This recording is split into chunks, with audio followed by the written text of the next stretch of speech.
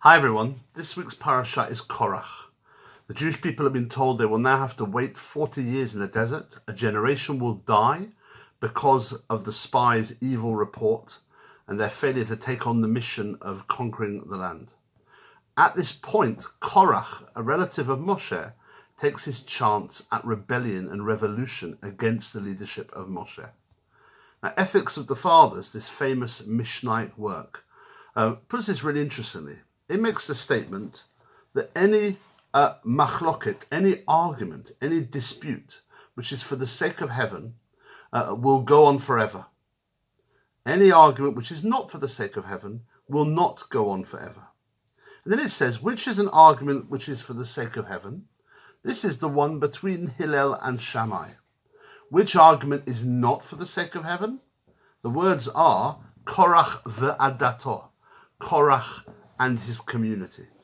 And this is fascinating because whereas Hillel and Shammai, the argument that is for the sake of heaven, are arguing against each other, in the example of one that isn't for the sake of heaven, Korach and his community aren't, it seems, arguing against anyone. And this is important when we think of often populist leaders or people who come out with positions.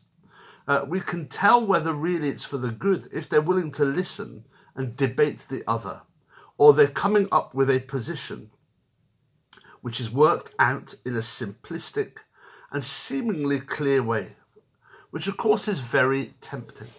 And it's fascinating here that we're told that the argument not for the sake of heaven is Korach and his community. The community that is tempted by his simplistic position are stressed, and they are his community. He uses them. He manipulates them, Korach, for his political aims. They are his congregation. Hillel and Shammai, on the other hand, is where I want to be.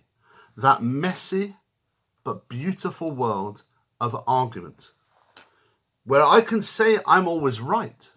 I believe in my way that I'm right, but I validate the reality of another person to say they are right. Hillel, his children married the children of Shammai.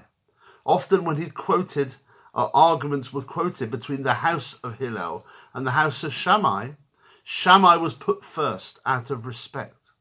So here was someone or people who believed they were right, who believed their way of understanding Torah, each was right, but they were willing to debate the other, argue the other, and respect the other.